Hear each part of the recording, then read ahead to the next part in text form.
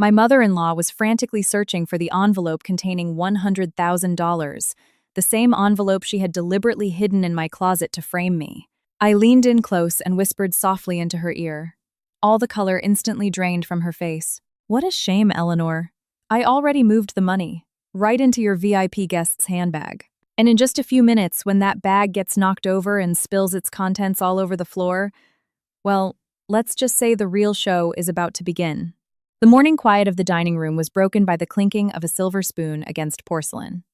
Claire set a steaming mug of dark roast coffee in front of her husband Michael, who was hurriedly adjusting his silk tie. The rich aroma of crispy bacon and buttered hash browns wafted from the kitchen. But for Claire, this morning felt as tasteless as all the others before it. "Is that enough sugar, honey?" Claire asked softly, making sure her husband's coffee was exactly how he liked it. Michael looked up with a warm smile and gently squeezed her hand.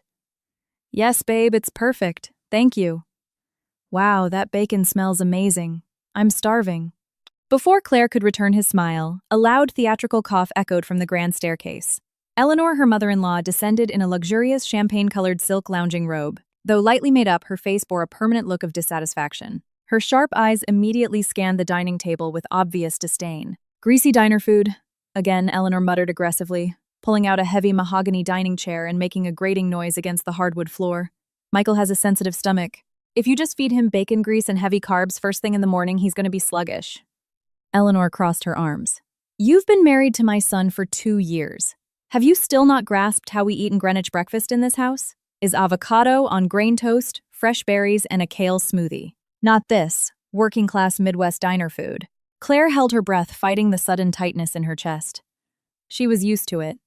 These passive-aggressive jabs were her daily bread. "I apologize, Eleanor. Michael specifically asked for a hearty breakfast because he worked late at the Manhattan office and skipped dinner last night," Claire replied, her voice remarkably steady. Michael immediately intervened, his mouth half full. "Mom, it's fine. It's delicious. I asked for it. Do you want some? I can have Claire grab you a plate." Eleanor scoffed, waving a manicured hand. "Heavens no. I can manage my own diet. Besides, your wife is only good in the kitchen.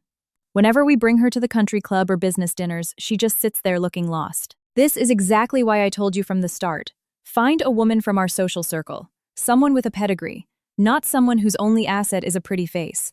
The words were like daggers piercing straight through Claire's heart. She looked down, her hands tightly gripping her kitchen apron. Michael stopped chewing. He looked at his mother, letting out a deep, exhausted sigh. "Mom, it's 7:00 a.m. Please let's not start this today," he said, his tone weary. "Claire is my wife. I expect you to respect her." "I am merely stating facts." Eleanor raised her voice, her eyes glaring at Claire. "You are the youngest managing director at the firm. The future of the company rests on your shoulders. You need a partner who elevates your status, not a liability who embarrasses us at galas." Claire took a deep breath. She knew talking back would only add to Michael's stress before his commute to the city. "It's okay, honey. Finish your breakfast before it gets cold. I'll be in the kitchen washing up." Claire retreated to the kitchen, leaving the dining room thick with tension. Even from behind the swinging door, she could still hear Eleanor's hushed lecture to Michael about how a corporate wife should behave. Claire turned on the faucet full blast, letting the sound of the rushing water drown out the sting in her chest. She had no idea that the morning's insults were just the opening act of a cunning, vicious plan her mother-in-law had meticulously orchestrated. By early afternoon, the atmosphere in the Connecticut estate had shifted into a frantic overdrive. Michael, who usually came home late, called with urgent, energized news. Eleanor took the call, and within minutes, chaos ensued. "Maria Claire, get into the living room right now." Eleanor's shrill voice echoed through the sprawling house. Claire, who had been upstairs folding laundry, hurried down. She found her mother-in-law pacing the Persian rug, her face glowing with triumph, clutching her smartphone. Maria, their elderly housekeeper, stood in the corner, looking bewildered. "What is it, Eleanor? Why the panic?" Claire asked. Eleanor looked Claire up and down with a sneer. "Not panic. Preparation. Do you have any idea who is coming to the house this afternoon, Victoria Sterling? The CEO of the largest real estate conglomerate in New York? She is the lead investor for Michael's new commercial development. If she signs off, Michael's firm goes global." Eleanor's eyes blazed with unchecked ambition. This is a golden opportunity. Victoria is an absolute perfectionist. She notices every detail and despises anything that looks cheap. Maria, I want this living room spotless. Use the imported room diffusers, not that cheap aerosol spray. Yes, ma'am. Maria nodded, quickly scurrying off toward the supply closet. Eleanor then turned to Claire. Her gaze turned freezing cold, filled with warning. And you listen to me very carefully. You are not to sit in the living room this afternoon. You will prepare Victoria's favorite artisanal chamomile tea and plate the pastries from the French bakery downtown. Use the Waterford crystal from the display cabinet. Once you serve them, you will go straight to your room. Do not linger. Do not try to join the conversation. Claire frowned. But Eleanor, I'm sure Michael would want me to welcome his most important guest. Don't talk back to me, Eleanor snapped. Do you honestly think Victoria Sterling wants to talk to you about what? The price of groceries at the supermarket? This is high-level business, high society. Your presence in that room will be a visual eyesore and make Michael look weak for marrying someone with zero class. Do you understand? Claire's heart ached, but her face remained a stoic mask. She was too exhausted to argue. Yes, Eleanor. I'll get everything ready in the kitchen. Good. Know your place, Eleanor sneered. And please change out of those clothes. Put on something decent even if you're just walking out to hand over a teacup. I don't want people thinking I neglect the hired help. Having delivered her venom, Eleanor turned on her heel and marched upstairs, intent on finding the perfect designer outfit to welcome their VIP. Standing alone in the grand living room, Claire clenched her fists so hard her knuckles turned white. Patience, she told herself. Just breathe. She walked toward the kitchen to prep the crystal teacups. She had no idea that upstairs, standing in front of her vanity mirror, Eleanor was smiling wickedly, plotting something far more destructive than simple verbal abuse. At 3:00 p.m., Eleanor emerged from her master suite, carrying a medium-sized leather tote bag. She walked purposefully into the formal dining room where Claire was arranging petite fours on a tiered silver stand. Without a word, Eleanor slammed the bag onto the table and unzipped it. From inside, she pulled out a thick, heavy manila envelope. It was so overstuffed that the flap was tearing. Eleanor purposely flipped the envelope around, allowing stacks of crisp, banded $100 bills to peek out. Claire interrupted from her plating, glanced at the envelope. Look at this, Eleanor said, her voice dripping with arrogance, demanding Claire's attention. $100,000 in cash. Donations from my society friends for the new children's charity foundation I'm chairing. Claire gave a polite nod. That's wonderful, Eleanor. I'm sure it will be a huge help to the foundation. Of course it will, Eleanor said, patting the envelope boastfully. People trust me because of my impeccable pedigree and reputation. They know I have integrity. Unlike lower-class people whose eyes glaze over with greed the second they see a bit of wealth, the implication was crystal clear. Claire chose to remain silent, keeping her eyes fixed on the pastries in front of her. A sum this large cannot just be left lying around. Eleanor continued, raising her voice to ensure Claire heard every syllable. I am going to lock this in the wall, safe in my bedroom right now. Do not even think about stepping foot near my suite. Do you understand? If so much as a single dime goes missing, I know exactly who the prime suspect will be. I would never enter your bedroom unless you asked me to, Claire replied softly, forcing herself to maintain a respectful tone despite the boiling anger in her veins. Eleanor smirked. Good. The temptation of loose cash is usually too much for people from your background to resist. Consider yourself warned. Satisfied with her psychological warfare, Eleanor shoved the envelope back into her tote and strutted upstairs. A moment later, the loud, heavy slam of her bedroom door echoed through the house, a deliberate display of dominance. Claire sighed, staring at the pastries with zero appetite. Her mother-in-law's behavior was making her physically nauseous. Wanting to escape the tension, she sped up her kitchen prep, hoping to catch a quick moment of rest in her room before Michael and the VIP arrived. What Claire didn't know was that after Eleanor slammed her bedroom door, she didn't go anywhere near her wall safe. Instead, the older woman crept silently toward the adjoining balcony. The outdoor walkway connected her suite directly to Michael and Claire's bedroom, allowing her to bypass the main hallway completely. In her hands, she tightly gripped the thick manila envelope holding $100,000. A malicious, twisted smile played on her ruby-red lips. This is the end of the line for you, Claire, Eleanor thought viciously. I'm going to make sure Michael throws you out of this house branded as a filthy thief. At 4:00 p.m., the late afternoon sun began filtering through the plantation shutters of Claire's bedroom. The kitchen prep was done. Maria was dry mopping the foyer, and Eleanor was presumably still fussing over her hair. Finally finding a free moment, Claire entered her bedroom, intending to change into a more polished blouse and slacks as ordered. While looking for a shirt in the large walk-in closet, Claire's eyes landed on the lower shelf where Michael's freshly pressed dress shirts were stacked. Something was wrong. The stack was lopsided, shoved haphazardly against the cedar wall. Just this morning, Claire had ironed and folded them with meticulous precision. Did Michael come home early to change? Claire whispered to herself. But she knew he hadn't arrived yet. Driven by curiosity, Claire knelt down and lifted the stack of custom-tailored shirts. Her eyes widened in shock. Her breath hitched and her heart slammed against her ribs as if she had just uncovered a venomous snake nesting in her wardrobe. Hidden flat beneath her husband's shirts lay the thick manila envelope. The flap was still torn. The banded $100 bills were clearly visible. It was the foundation money. Claire stumbled backward, clapping both hands over her mouth. Her mind raced. How did this get here? Who put this here? Her thoughts immediately snapped back to the dining room an hour ago. Eleanor purposely flashing the cash. Eleanor threatening her. Eleanor calling her a desperate, greedy girl who couldn't resist temptation. Like a jigsaw puzzle locking violently into place, Claire saw the terrifying scenario mapped out before her. "It's a frame-up," her mind screamed. "She planted the money in my closet." She analyzed the trap. The money was hidden under Michael's clothes, not hers. Why? To make it look like a panicked, rushed hiding job. If Eleanor demanded a search of the room later, the chaotic placement would make Claire look overwhelmingly guilty. Or worse, Eleanor wanted Michael himself to find it when he went to grab a shirt, making him feel betrayed by his own wife. Claire began to tremble. This wasn't just a snide comment at breakfast. This was character assassination. It was a felony frame-up designed to destroy her life. If this money were found in her room, no one would believe her. Even Michael, no matter how much he loved her, would doubt her when faced with the physical evidence of $100,000 hidden in his own closet. Especially with an elite guest like Victoria Sterling present. Claire's working-class background would immediately convict her in the court of high society. She would be divorced, humiliated, and quite possibly sent to federal prison. A cold sweat broke out across her forehead. Her first instinct was to grab the money, run to Eleanor's suite, throw it in her face, and scream. "Don't be stupid, Claire," her survival instinct kicked in.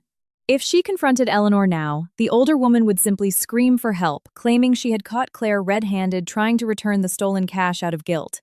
Eleanor would spin the narrative perfectly. What were her options? Throw it in the trash, sneak it outside. There wasn't enough time. Victoria and Michael could walk through the front door at any second. If she were caught wandering the halls with a massive envelope of cash, she was dead. Claire stared at the manila envelope. And in the center of her spiraling panic, a strange, absolute stillness washed over her mind. Her hands stopped shaking. The terror evaporated, replaced by an ice-cold surgical rage. For 2 years, she had kept her mouth shut. For 2 years, she had absorbed every insult, every sneer, just to keep the peace for Michael's sake. But this was an attempt to obliterate her existence. Her mother-in-law had crossed the point of no return. If Eleanor wants to play dirty, Claire thought I will show her how to win the game without leaving a single fingerprint. Claire took a slow, deep breath and let it out. Her panic vanished entirely. Her expression smoothed out, becoming as placid as a quiet lake, one that hid terrifying, deadly depths underneath. She knelt, reached out and pulled the heavy envelope from under the shirts. $100,000 felt incredibly heavy, the exact weight of a lie meant to bury her. "You want to play a game?" Eleanor Claire whispered, her voice devoid of warmth. In the silent room, the corner of her mouth ticked upward into a dark, calculating smile she had never shown anyone in this house. "Let's see who ends up crying today." Claire scanned the room. She couldn't hide it anywhere else in the bedroom.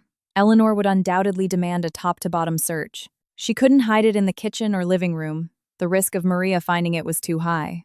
Her eyes darted to the heavy navy blue canvas apron she had hung on the back of the bedroom door.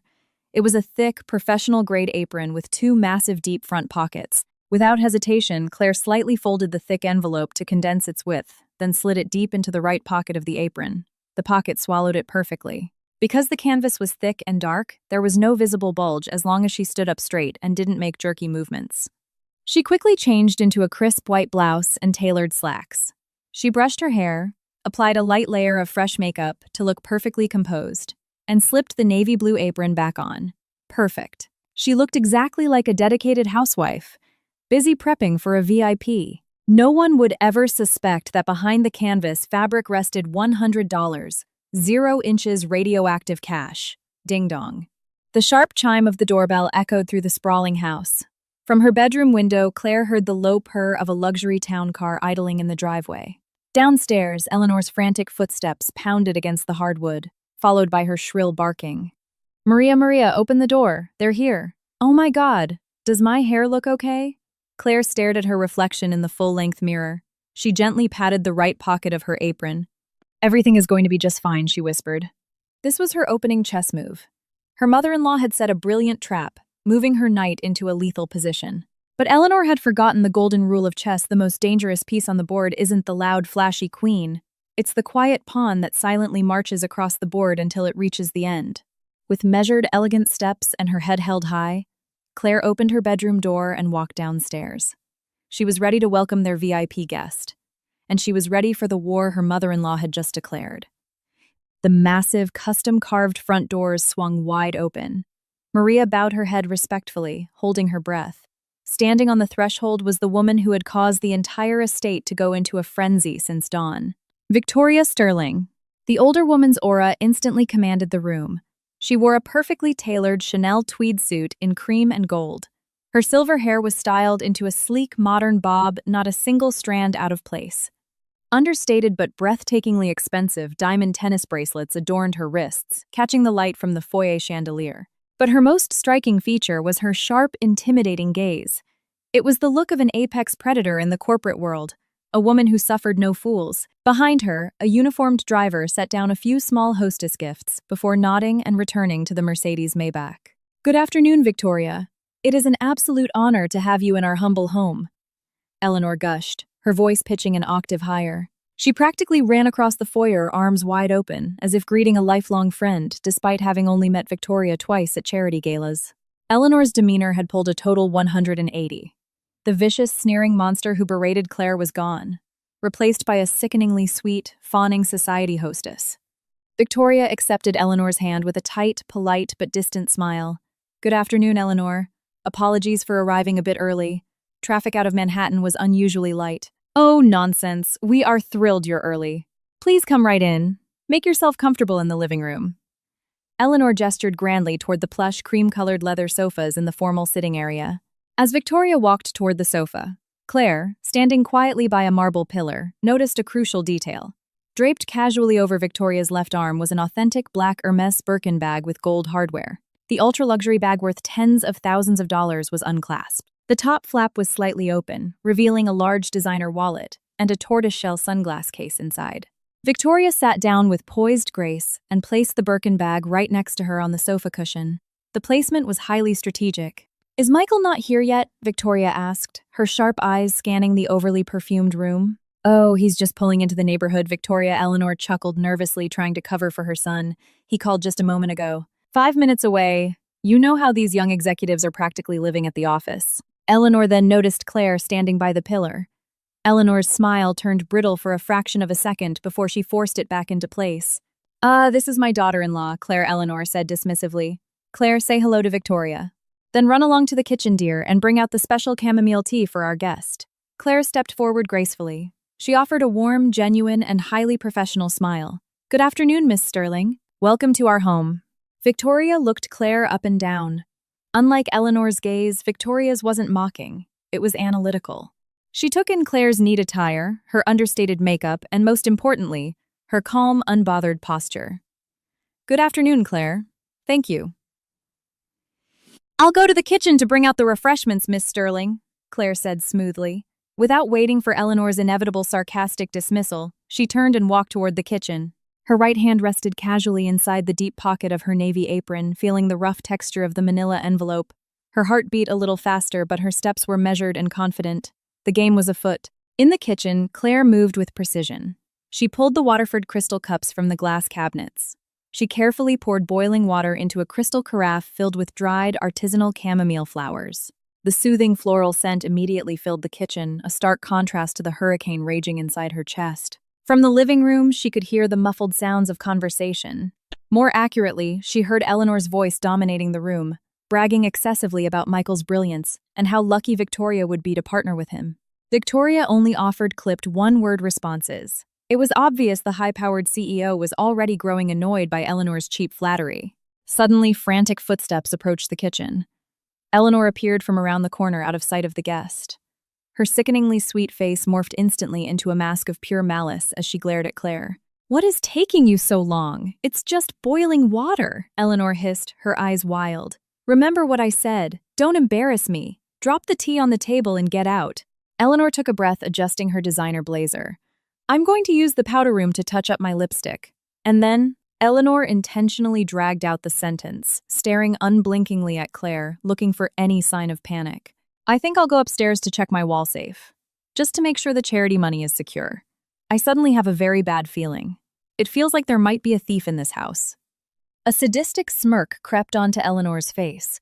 She was practically vibrating with excitement over her own theatrical performance, eagerly awaiting the moment she would discover the missing money. But Claire didn't give her the satisfaction. Claire's face remained a blank slate. She calmly arranged sugar cubes with silver tongs onto a serving tray. "The tea is ready, Eleanor. I'll take it out now." Seeing that her psychological terror tactics had bounced right off, Eleanor scowled. "Just don't spill anything, you clumsy girl," she threatened under her breath before turning on her heel and marching down the side hallway toward the powder room, which conveniently had a back staircase leading straight to the master. Sweets. This was the window. Eleanor had left to set her explosive trap, leaving Claire completely alone with Victoria Sterling in the living room. This golden opportunity would not come twice. Claire picked up the heavy silver tray, holding the crystal carafe, 2 cups, and the tiered stand of French pastries. She walked out of the kitchen, navigating the grand living room, and approached the coffee table. Her mind was a supercomputer, rapidly calculating the variables. The distance from the glass coffee table to the sofa cushion, the exact angle of the open Birkin bag, the direction of Victoria's gaze.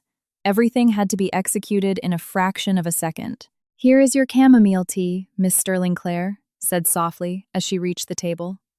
Victoria, who had been staring blankly at an abstract painting on the wall, turned her head. Her previously annoyed expression softened slightly at Claire's polite demeanor. "Thank you, Claire. It smells wonderful." "You're very welcome. These are whole chamomile flowers we sourced from a local farm, so the aroma is much deeper and more relaxing than commercial tea," Claire explained naturally as she poured the golden liquid into the crystal cup. Victoria raised an eyebrow, genuinely intrigued. "Sourced locally. It's rare to find young people who appreciate those kinds of details nowadays. Eleanor is lucky to have a daughter-in-law who puts in the effort."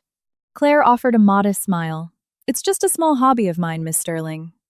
She placed the steaming cup of tea directly in front of Victoria. Claire's position was now perfect. She was standing at the edge of the coffee table less than 2 feet away from the unclasped Birkin bag resting on the sofa. She shot a micro-glance into the bag. It was spacious. The envelope would slide in without hitting a snag. Now she just needed a distraction. Just 1 second, where Victoria looked away. As if the universe was actively endorsing Claire's rebellion, a loud, aggressive buzzing erupted from the coffee table. Victoria's iPhone lit up, displaying the name of her chief operating officer. Victoria let out a heavy sigh, clearly irritated by the interruption. "Apologies, Claire. The office never stops tracking me down. Please take your time, Miss Sterling," Claire said, taking a half step back to give the CEO privacy. Victoria picked up the phone and swiped to answer. Because the connection was slightly fuzzy, Victoria instinctively turned her body and her head toward the large bay windows on her right, facing away from the coffee table and away from her Birkin bag. She pressed a finger to her opposite ear. "Hello? Yes. What do you mean the Q3 financials aren't balanced? I told you to have those revised by 5 p.m. Victoria's tone turned ruthlessly corporate, entirely absorbed in the crisis on the line. Instinct took the wheel. Claire's body moved faster than her conscious thoughts, executing a maneuver with the slick precision of a seasoned illusionist. While her left hand pretended to adjust the alignment of the pastry stand, her right hand slipped silently into the deep pocket of her navy apron. Her fingers clamped around the thick manila envelope. She leaned forward slightly as if checking the placement of a silver fork. In a blindingly fast, fluid motion, her right hand swept out of her pocket, glided directly over the opening of the black Birkin bag, and released its grip. Swoosh. Thwump. The $100,000 envelope slid flawlessly into the designer bag, landing with a soft, muffled thud against the luxurious leather bottom. Its unremarkable brown color was instantly swallowed by the dark shadows of the bag's interior. The weight of the cash caused the leather flap to sink slightly inward, hiding the envelope perfectly from view. Claire's right hand snapped back to the table, smoothly adjusting a linen napkin. She wasn't panting. She wasn't sweating. She swallowed once, feeling her heart hammering against her ribs, but on the outside she was a statue of utter serenity. It was done. A flawless execution. Victoria angrily ended her call and tossed her iPhone back onto the table. She turned back to Claire, completely unaware that a ticking time bomb had just been dropped into her prized handbag. I apologize. My executives tend to lose their heads if I'm not directly babysitting them, Victoria complained, reaching for her teacup. It must be incredibly exhausting running an empire like yours, miss. Sterling Claire replied with genuine empathy, her face a mask of total composure.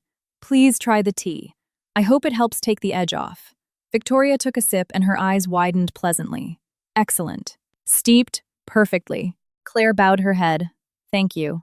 I'll leave you to relax. I need to check on the roast in the oven. Michael should be walking through the door any minute. Thank you, Claire, Victoria said, her tone much warmer than when she had arrived. Claire turned and walked unhurriedly back to the kitchen. The moment she passed the dividing wall out of sight of the living room, her knees buckled. She leaned heavily against the cool drywall, squeezed her eyes shut, and let out a long, shaky exhale. She had done it. The radioactive asset had been transferred. Now all she had to do was wait for her mother-in-law to detonate the stage she had built for herself. 2 minutes passed. Claire was washing her hands in the sink when the pristine quiet of the Connecticut estate was shattered by a blood-curdling scream. No, oh my God, my money, the charity money is gone, the shriek echoed from the second floor. The voice was ragged, piercing, and incredibly overly dramatic. It was Eleanor. Claire calmly turned off the faucet. The corner of her mouth twitched into an icy smirk. Showtime, she thought. She grabbed a dish towel, dried her hands, and jogged toward the living room, pasting a look of frantic concern across her face. In the living room, Victoria Sterling had nearly choked on her tea. She slammed the crystal cup down onto its saucer with a sharp clatter. The elegant CEO stood up, looking alarmed but mostly deeply irritated by the sudden chaos. From the grand staircase, Eleanor came practically tumbling down her steps, theatrical and heavy. She had purposely messed up her hair and was clutching her chest as if she were having a coronary. Fake crocodile tears streamed down her cheeks. What on earth is going on, Eleanor? Why are you screaming? Victoria demanded, her voice hard. To a woman of Victoria's stature, this kind of emotional hysteria was incredibly tacky. Eleanor threw herself onto a single armchair opposite Victoria, sobbing into her hands. My money, Victoria, the cash donations from the gala, meant for the children's hospital wing. $100,000. It's gone from my wall safe. Maria, who had been polishing silver in the back, came running in looking terrified. Oh my lord, it's missing, ma'am. It's gone, Maria, gone. Eleanor wailed, looking up. Her fake watery eyes swept the room before locking with lethal precision onto Claire, who was standing near the archway. Eleanor's arm shot out her index finger, pointing directly at Claire's face. Someone broke into my suite, and the only person who has been in this house all day besides me and Maria is you, Claire Eleanor accused at the top of her lungs. Claire stepped forward, wearing a flawless expression of shock, confusion, and hurt. My God, Eleanor, what are you saying? I've been in the kitchen and downstairs all morning. I haven't been upstairs at all, let alone in your bedroom. Maria can vouch for me. Maria nodded nervously. Yes, ma'am. Claire was in the kitchen with me prepping the food. Don't protect her, Maria Eleanor snapped viciously, leaping out of her chair. She marched up to Claire, her eyes bulging. This afternoon, I showed you the money in the dining room. Didn't I? I saw the greed flash in your eyes. You must have sneaked upstairs while I was doing my makeup, used the backup code, and raided my safe. Victoria, watching this cheap soap opera unfold, rubbed her temples. The lack of professionalism was staggering. Eleanor, calm yourself. Do not throw around wild accusations without proof. This is a massive sum of money. We should simply call the police and let them handle it, Victoria suggested coldly. At the word police, Eleanor went pale. Calling the authorities was the absolute last thing she wanted. The police would run an investigation, dust the safe for prints, and quickly deduce that the safe hadn't been forced open, that Eleanor had opened it herself. No police yet, Victoria. Please. This is an internal family matter. Eleanor stuttered quickly, recovering her aggressive stance. We will handle this in-house. I know how her kind operates. When they see loose cash, their sticky fingers can't resist. I guarantee the evidence is sitting in her bedroom right now. You are crossing a line, Eleanor Claire said, her voice trembling perfectly, playing the role of the bullied innocent victim to a T. If you truly believe I am a thief, then fine. Search the house. Search my bedroom. Eleanor's eyes lit up with malicious glee. She had taken the bait. Claire had literally invited her to search the room. Her master plan was unfolding beautifully. Fine, if that's what you want, we are tearing your room apart right now, Eleanor screamed triumphantly, momentarily forgetting her grief over the missing charity funds. Right as Eleanor finished her sentence, the heavy oak front doors burst open. Michael walked in wearing his tailored charcoal suit. He looked exhausted from the commute, but he was trying to muster a welcoming smile for his VIP guest. The smile died instantly. He took in the scene, his mother standing in the center of the room, red-faced and hyperventilating, Maria cowering in the corner, Claire looking as though she were about to burst into tears, and Victoria Sterling sitting rigidly on the sofa, looking incredibly displeased. "What the hell is going on here?" Michael asked, thoroughly confused. He rushed forward. "Victoria, I am so sorry I'm late. There was a pileup on I-95, but what is happening?" Eleanor immediately lunged at her son, grabbing the lapels of his suit, turning on the waterworks again. "Michael, thank God you're home. You need to teach this wife of yours a lesson. She had the audacity to rob me." Michael recoiled, his eyes wide as he looked from his mother to Claire, who was gently shaking her head. "Robbed you? What money, Mom?" "Lower your voice, we have a guest," Michael hissed, mortified that this was happening in front of the CEO holding the keys to his career. "The hospital foundation money. $100,000. Michael stolen. From my safe." Eleanor pointed an accusatory finger at Claire. "And I am 100% certain this little gold digger took it. I showed her the cash earlier. You need to wake up, Michael. Your wife is a parasite." "Enough, Mom!" Michael roared. His voice shook the crystal chandelier. His patience had finally snapped. He knew his mother was elitist and disliked Claire, but calling his wife a felon in front of his most vital business partner was an unforgivable offense. "Claire would never do that. She is my wife. I provide everything she could ever need. Why would she steal charity money?" Michael defended her, fiercely walking over to Claire and wrapping a protective arm around her shoulders. Claire looked down, hiding a triumphant smile behind her hair. Michael's fierce defense was a deliciously sweet bonus. Eleanor scoffed, putting her hands on her hips, challenging her son. "You are completely blinded by her, Michael. When someone is born in the gutter, they can never be satisfied. If you truly believe she is innocent, prove it. Do you have the guts to march upstairs and search her closet right now?" The challenge was issued loudly, ensuring Victoria heard it. Eleanor was backing Michael into a corner. If he refused, he looked like he was harboring a thief. If he agreed, he would be the one to find the cash in their own bedroom. It was in Eleanor's mind a foolproof trap. Michael looked at Claire, his eyes searching for reassurance. "Honey," Claire interrupted, her voice crystal clear and unwavering, looking directly into her husband's eyes. "I did not take a single cent from your mother. If searching our room is the only way to clear my name and prove her wrong, then let's go upstairs right now. Maria, please come with us as a witness." "Fine. Let's go see who ends up crying," Eleanor yelled, energized. Michael's jaw clenched tight. He looked at Victoria Sterling with deep humiliation. "Victoria, I am so incredibly sorry for this unprofessional disruption. Please give us 5 minutes to resolve this family misunderstanding." Victoria simply crossed her legs, her expression unreadable. "Take your time, Michael. Sort out your domestic issues. Frankly, I'm very interested to see who exactly is playing games in this house." Victoria's words carried a sharp double meaning, but Eleanor was too blinded by her impending victory to notice. "Follow me," Eleanor ordered, marching toward the staircase like a general ready to claim the spoils of war. Michael grabbed Claire's hand tightly, leading her up the stairs. Maria followed timidly behind. Claire walked silently, gently squeezing her husband's hand to offer fake comfort. Her eyes were locked onto the back of her mother-in-law's head. Yes, Eleanor Claire thought coldly. Let's see who ends up crying. Let's see who loses everything today. Downstairs in the quiet living room, Victoria shifted her weight on the sofa. As she did, her elbow accidentally bumped her Birkin bag. The bag shifted, making a heavy, muffled thud against the leather cushions weighed down by the thick manila envelope nestled deep inside. The heavy stomping on the hardwood stairs broke the tension in the second-floor hallway. Eleanor led the charge, her chin held high, her steps rapid and aggressive. She looked like an executioner, eager to pull the lever. Behind her, Michael held Claire's hand, his face a mask of restrained fury. Eleanor violently shoved open the door to the master suite, the brass knob slamming into the drywall. The room was immaculate. The bed was perfectly made, the pillows arranged symmetrically, and the faint scent of lavender lingered in the air. But to Eleanor, this cleanliness was just a facade, covering her daughter-in-law's rot. "Let's start right here," Eleanor declared loudly, making sure her voice carried downstairs. She marched straight toward the massive walk-in closet. Michael stood in the doorway, his jaw tight. "Mom, don't push this. When we find nothing, you are going to march downstairs and apologize to Claire in front of Victoria. Apologize, huh? We'll see who's begging for forgiveness, Eleanor sneered. With a violent yank, she slid the closet doors open. Her eyes immediately zeroed in on the lower cedar shelf where Michael's dress shirts were stacked. Her hands moved with blinding, arrogant speed. She had visualized this moment all afternoon. She would lift the shirts, reveal the thick manila envelope, hold it up like a trophy, and slap her fake saint of a daughter-in-law across the face with it. She grabbed the stack of perfectly ironed shirts and hoisted them up, but the wicked smile forming on her lips vanished instantly. Her hands patted empty wood. The shelf was bare, save for the cedar lining. Eleanor's eyes bulged. Her heart skipped a beat.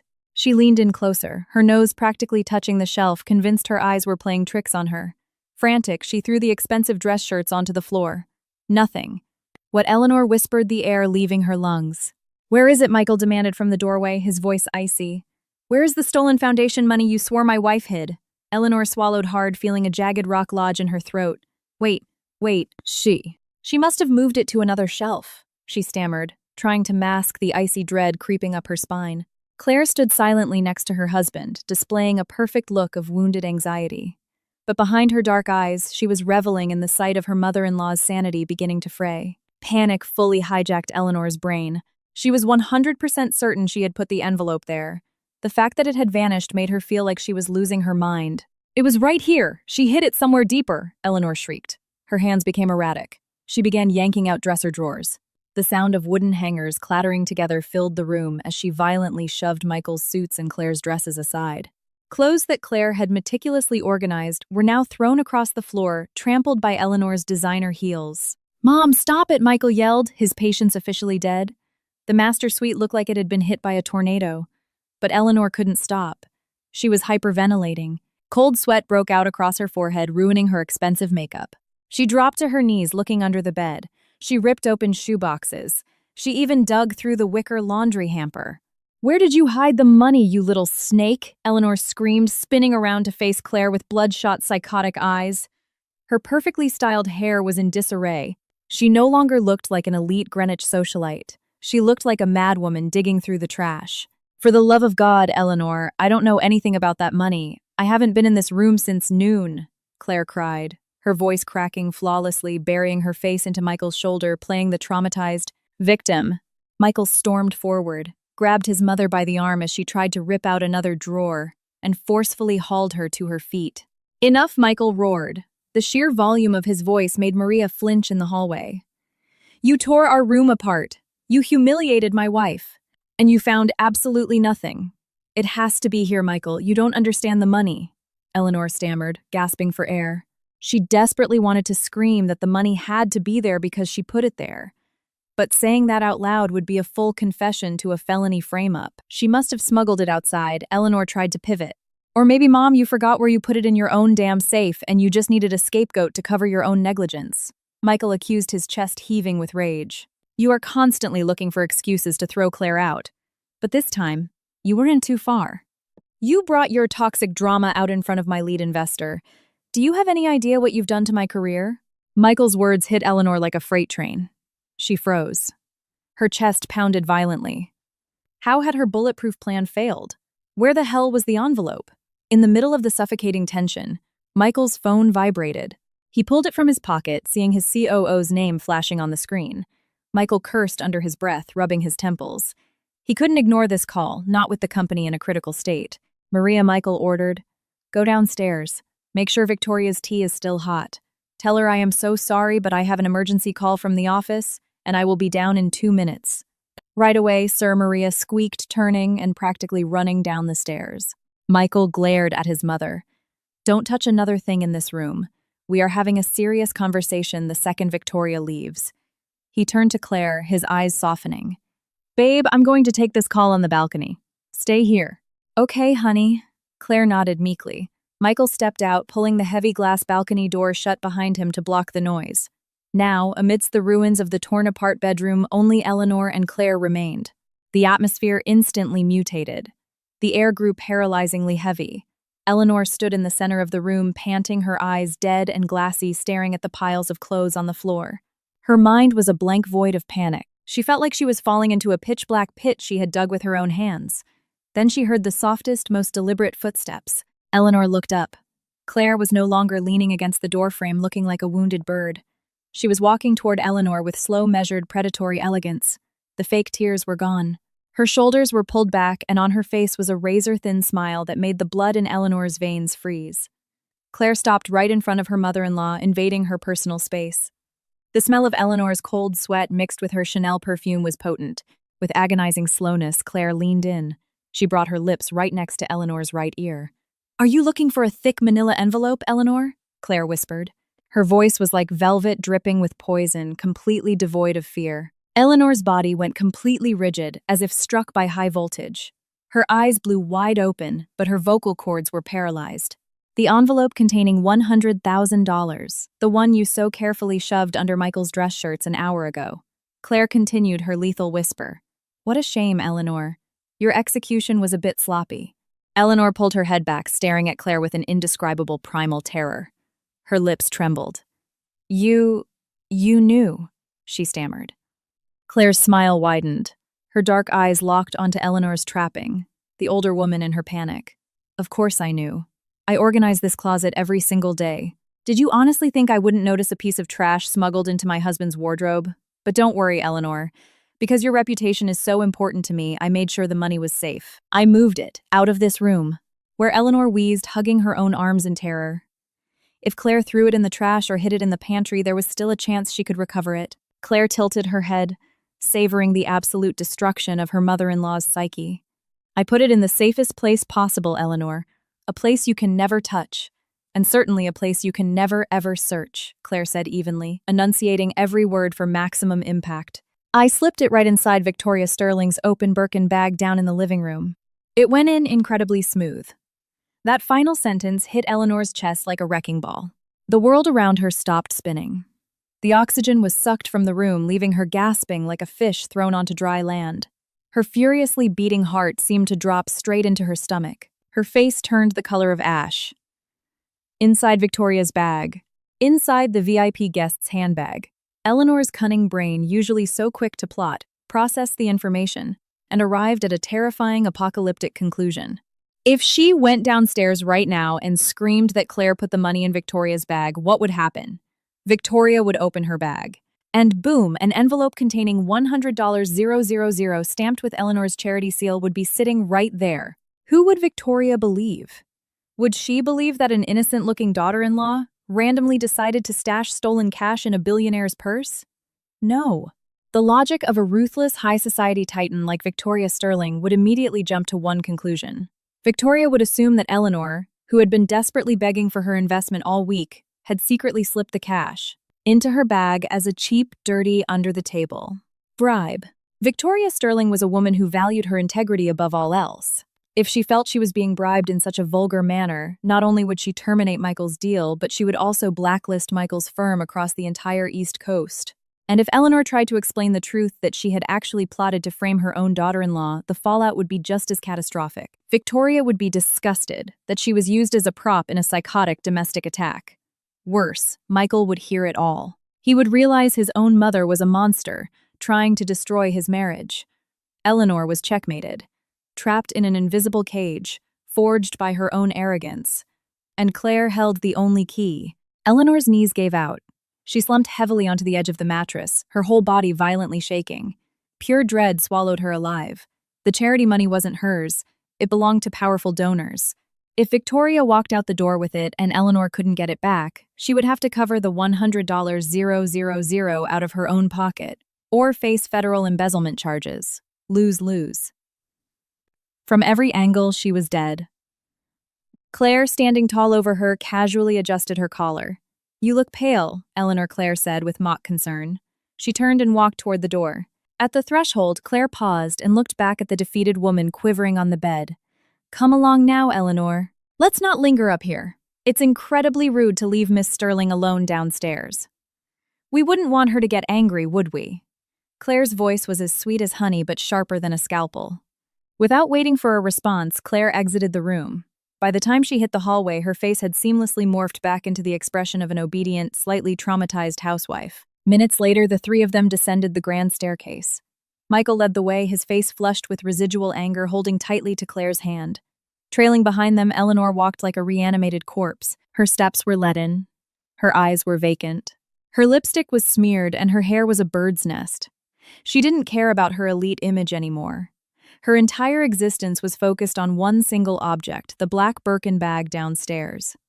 When they reached the living room, Victoria was sipping her lukewarm tea, looking immensely bored. She placed her cup down as they entered. "Well, did you find your mastermind thief?" Victoria asked, her tone dripping with sarcasm as she eyed Eleanor's disheveled state. Michael let go of Claire's hand, stepped forward, and bowed his head in deep apology. "I cannot apologize enough for this humiliating spectacle, Victoria. We tore the room apart. There was no money. My wife is entirely innocent. This was nothing more than my mother's paranoia. Perhaps age and stress causing her to misplace her belongings." Michael emphasized the last sentence, deliberately throwing his mother under the bus. Victoria sighed heavily.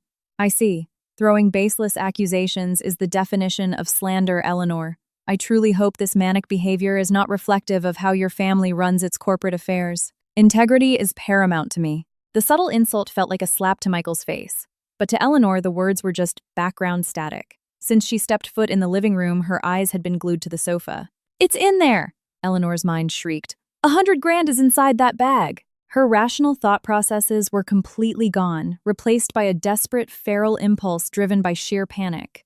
She had to get the money back. Before Victoria left, she had to retrieve the foundation funds, whatever the cost. Ignoring the confused stares of Michael and Claire, Eleanor forced a high, hysterical laugh. "Ah ha ha ha. Yes, Victoria. Lately, I've been quite forgetful. Just aging, I suppose. How embarrassing." Eleanor awkwardly stumbled toward the sofa. She didn't sit in her armchair. Instead, she gravitated directly toward the cushion where Victoria and the Birkin bag were situated. It's quite warm today, isn't it?" Eleanor babbled, fanning her face. She stared at the glass coffee table, hunting for any excuse. "Good heavens, Maria missed a spot of dust on this table. You just can't get good help these days." Eleanor bent over, pretending to wipe the edge of the glass table with her hand. But her real target was inches away. As she leaned over, she shifted her weight closer and closer to Victoria's bag. Her trembling, manicured fingers reached out. She was mere millimeters from the leather handle. "Eleanor." Victoria's glacial voice stopped Eleanor's hand in midair. Eleanor snapped her head up. Victoria was staring at her, one eyebrow raised in supreme distaste. "The table is spotless, Eleanor. Do not hover," Victoria commanded coldly, treating her like an unruly servant. "Oh, yes, quite spotless. My mistake." Eleanor pulled her hand back, letting out a strangled laugh. Sweat dripped down her neck. But Eleanor couldn't stop. The desperation was eating her alive. She backed up slightly and pretended to admire the handbag. "Wow, that Birkin is stunning, Victoria." "Is it new leather?" She forced out a compliment. Then, making an aggressive lunge, she reached for the handles. "It's a shame to leave it on the cushion. It might get crushed or spilled on. Let me move it to the side table for you." Much safer, Eleanor was a split second away from grabbing the strap. If she could just lift it, she planned to fake a stumble, drop the bag on the floor, and snatch the envelope in the ensuing chaos. But Victoria's reflexes were faster. Snatching the bag away before Eleanor's fingers could make contact, Victoria placed the heavy Birkin squarely onto her own lap. Victoria's face morphed from annoyed to openly hostile. To a woman of her status, her personal belongings were sacred. "Do not touch my things, Eleanor," Victoria snapped, her voice cracking like a whip. "I prefer to keep my bag with me. It contains sensitive corporate documents." Victoria glared at Eleanor with deep suspicion. "Furthermore, your behavior is incredibly erratic. First, you are screaming about a robbery, and now you are aggressively trying to handle my purse. What exactly is going on here?" Seeing Victoria's rising fury, Michael intervened, his face burning with shame. "Mom, sit down in your chair right now," he ordered, his voice laced with venom. "Stop harassing our guest. Leave Victoria alone." Eleanor stumbled backward, her face ashen. She collapsed into her armchair across the table, staring at the Birkin on Victoria's lap with a look of absolute hollow despair. From the corner of the room, Claire stood poised, holding the carafe of chamomile tea. She stepped forward gracefully, a faint, polite smile on her lips. "Allow me to pour you a fresh cup, Miss Sterling. I have a feeling this meeting might take a while longer." Claire offered soothingly, acting as if the bizarre interaction hadn't just occurred. Victoria looked up at Claire, and for the first time all afternoon, her rigid posture relaxed slightly. She gave a slow nod. Thank you, Claire. It is refreshing to know at least one person in this house has some decorum. Claire poured the tea with practiced elegance. As she did, her eyes flicked over to her mother-in-law. Eleanor was shivering silently in her chair, forced to sit and watch her own impending doom. The grandfather clock in the hall ticked steadily, the only normal sound in the suffocating room. Michael desperately tried to pivot the conversation back to the commercial real estate pitch, but his voice was strained. Across from him, Victoria listened with an icy, detached expression, her Birkin bag back on the cushion beside her. And across from them both, Eleanor sat like an inmate on death row, waiting for the executioner. Her eyes never left the black bag. Her brain scrambled wildly. How? How do I get it out without her seeing? So, the projected return on investment is roughly 18 months, Victoria, Michael said, sweating as he tried to maintain professionalism. Victoria nodded slowly. The numbers are sound. But as I mentioned earlier, Michael business is not just about spreadsheets. It is about the people you partner with. Integrity. Victoria heavily emphasized the word shooting, a side-eye at Eleanor, who immediately flinched. At the word integrity, Eleanor's frayed nerves finally snapped. She needed a massive distraction. Now. Ah! Eleanor cried out, faking a violent spasm and cutting off the business pitch. She grabbed her head. My head! Oh, the room is spinning. Michael groaned inwardly. Mom, if you're unwell, please just go upstairs and rest. No, I'm fine. It must be the shock of the robbery. Eleanor forced herself to stand up. She intentionally let her legs wobble. I just need my medication, Michael. Be a dear and fetch my pillbox from the credenza behind the sofa. To avoid any more embarrassing outbursts, Michael stood up, turned his back to the coffee table, and walked toward the credenza. This was it. Michael's back was turned. Claire was by the archway. Eleanor moved. Instead of going upstairs, she lunged toward the glass coffee table right in front of Victoria. Her plan pretend to reach for a glass of water, intentionally trip over the edge of the Persian rug, crash into the sofa, and knock the Birkin over. But because her legs were actually trembling from genuine terror, and because she was hyper-fixated on the bag instead of her feet, the stiletto heel of her Louboutin truly did catch on the thick threading of the rug. She lost her balance for real. Ah! Eleanor shrieked as her center of gravity vanished. Crash! A deafening noise shattered the room. Eleanor's body slammed violently into the edge of the glass coffee table. The crystal carafe and teacups shattered instantly, sending hot tea soaking into the priceless rug. But the sound of breaking glass wasn't the climax. As Eleanor fell forward, her flailing arm whacked the heavy Birkin bag resting on the cushion. The bag flew through the air and landed upside down on the hardwood floor. Because it was unclasped, gravity did the rest. The contents spilled out violently across the rug. A tortoiseshell sunglass case, a red Prada wallet, a tube of lipstick, and a massive, overstuffed manila envelope. The impact caused the rubber bands to snap. Stacks of crisp, green $100 bills exploded out of the torn envelope, scattering directly across the floor at Victoria Sterling's feet. A horrifying, suffocating silence descended on the room. In the kitchen entryway, Claire paused. She leaned her shoulder against the wall, closed her eyes, and smiled. Checkmate. Michael spun around at the sound of the crash. He froze in horror. His mother was sprawled on the floor, surrounded by broken glass, but his eyes instantly bypassed her, locking onto the sheer volume of cash covering the floor beneath Victoria's boots. My God, Mom! Michael yelled, rushing forward. Eleanor scrambled on all fours like a panicked animal. Her knees were bleeding from the broken glass, but she didn't feel it. Her eyes were bugged out in sheer terror at the sight of the exposed envelope. Desperate, she lunged forward to grab the cash. Thwack! The sharp stiletto heel of Victoria Sterling's shoe stomped down hard on the back of Eleanor's hand, pinning it to the floor. Eleanor let out a pathetic whimper of pain. She looked up. Victoria was glaring down at her, her face contorted with absolute rage and unparalleled disgust. Get your filthy hand away from my belongings, Victoria hissed, her voice vibrating with lethal fury. Eleanor yanked her hand back, cowering on her knees. With chilling calmness, Victoria bent down. She ignored her wallet and lipstick. Using 2 manicured fingers, she picked up the manila envelope. She held it up in the air right in front of Eleanor and Michael's faces. The gold seal of the Children's Foundation was printed clearly in the corner. What is this? Eleanor Victoria asked, her voice dangerously low. That's... Eleanor stuttered, real tears of sheer panic streaming down her face. I asked you what this is, Victoria roared, her voice echoing through the mansion. Is this not the foundation money you just spent the last hour screaming was stolen from your safe? The $100,000 you violently accused your own daughter-in-law of stealing Michael swallowed hard. His brilliant corporate mind was struggling to process the impossible geometry of the situation.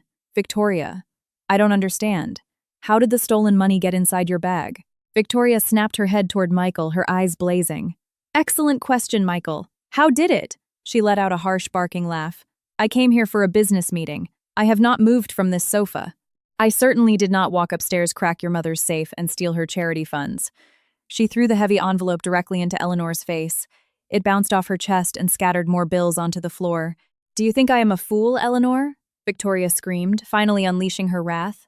You purposely slipped this cash into my handbag. Do you honestly believe I am some cheap, corrupt politician? You can bribe with $100,000 in a brown paper bag to sign your son's proposal. You have insulted my intelligence and my integrity. No, Victoria, I swear to God that's not what happened. Eleanor shrieked hysterically, begging at Victoria's feet. I wasn't trying to bribe you. I swear. If it wasn't a bribe, then what the hell was it? Victoria cut her off ruthlessly. Were you trying to frame me? Were you going to call the cops and blackmail me into signing the deal to avoid a theft charge? Is that it? The rapid-fire, horrifying accusations broke Eleanor's brain. Her elaborate web of lies had tangled around her own throat. In her absolute terror of being sued by a billionaire, the truth came vomiting out. I didn't put it in your bag, Eleanor wailed. Then who did, Mom? Michael shouted, losing his mind. The bag was right next to you. You were the one acting like a lunatic trying to touch it. If not you, then who? A ghost, cornered by her own son. Eleanor's defenses shattered into dust. I took the money out of the safe. Michael, I took it, Eleanor sobbed, slamming her fists in frustration. But I swear to God I didn't put it in Victoria's bag. I put the money in Claire's closet under your dress shirts. That's where I hid it. The entire room went dead silent. It was as if someone had pulled the plug on reality. Only the ticking of the grandfather clock remained. I put the money in Claire's closet. Eleanor slapped a hand over her own mouth, her eyes bulging. She just realized what she had confessed. She had dug her own grave, climbed inside and shoveled the dirt over her own head. Michael stumbled backward, his face turning the color of chalk. He stared at his mother as if she were a literal demon. What did you just say, Mom? You put it in Claire's closet. Under my clothes, his sharp mind instantly connected every single dot. The vicious insults at breakfast, the boasting about the cash, ordering Claire to stay out of the living room, the aggressive theatrical demand to search the bedroom. It was all a setup, a filthy, evil setup. Mom, you staged all of this, Michael whispered, his voice trembling with horror. You faked a robbery, just to frame Claire as a felon. You wanted me to hate my own wife. You wanted to destroy her life. Eleanor shook her head, frantically, reaching out. Michael, baby, I did it for your own good. That working-class girl is a parasite. She doesn't belong with us. Michael violently swatted his mother's hands away. Don't touch me, he roared, his voice cracking with rage, shame, and agony. You are sick. You are a criminal. On the other side of the coffee table, Victoria Sterling watched the fallout with utter revulsion. What a spectacular freak show, Victoria said, her voice dripping with venom. So you staged a felony to frame your own daughter-in-law, Eleanor. That is the work of a deeply disturbed, evil woman. Victoria paused, looking at the cash on the floor. But the question remains. If you hid it in her closet, how did this dirty money end up in my purse? Victoria let out a cold sigh. It doesn't matter. I don't care. Clearly this was God's way of exposing the absolute rot in this family before I made the mistake of doing business with you. With fluid, calm movements, Victoria bent down and gathered her wallet and sunglasses, tossing them back into the Birkin. She left the envelope and the $100,000 scattered across the tea-soaked rug. She looked at Michael with a mixture of pity and absolute disgust. Michael, she said, her voice dropping back to its cold, corporate baseline, yet every word was a death sentence. Victoria, please. I can explain. Victoria held up a hand, silencing him. To me, a business is a reflection of the character of its leadership. How can I possibly entrust hundreds of millions of dollars to a man who is so blind he cannot even see the cancerous corruption inside his own home? If your own mother is capable of staging federal crimes to destroy her family, who is to say, you wouldn't do the same to defraud my investors? Victoria slung the Birkin over her arm. Our investment deal is officially terminated. And you can rest assured, Michael, I will be sharing this horrifying anecdote with every single executive on Wall Street. Eleanor screamed and lunged for Victoria's legs, begging, but Victoria effortlessly stepped around her and walked briskly toward the front door. "Clean up your house, Michael. Good afternoon." The heavy oak doors slammed shut. Victoria Sterling was gone, taking the future of Michael's company and the family's entire reputation with her. Michael stood frozen like a statue. Everything he had worked for had been incinerated in 10 minutes, destroyed by the hateful arrogance of his own mother. From the archway, Claire finally stepped into the room. Her face was a masterpiece of shock, with fresh tears welling in her eyes. "Honey," Claire said, her voice trembling perfectly. "Is it true, Eleanor? She really tried to frame me. She wanted to send me to prison." Those words were the final hammer blow that broke Michael. He turned to his wife, the woman who had quietly served him, who had endured his mother's endless abuse without complaint. A tidal wave of guilt and regret crashed over him. Ignoring his mother wailing on the floor, Michael rushed to Claire, pulling her into a crushing embrace, burying his face in her shoulder. "I am so sorry, babe." "I am so sorry, Michael," sobbed his rigid corporate armor, completely broken. "I was a blind idiot. I failed to protect you. I swear to you, from this moment on, no one will ever hurt you again. Not even her. We are packing our bags and leaving this house tonight. I promise." "It's okay, honey," Claire whispered, hugging him back, playing the role of the forgiving, angelic wife. She gently patted his back. But over Michael's shoulder, Claire's dark eyes locked dead onto Eleanor, who was collapsed among the broken glass and scattered $100 bills. That evening, the Grand Connecticut estate felt like a mausoleum. Upstairs, Michael was frantically packing their suitcases.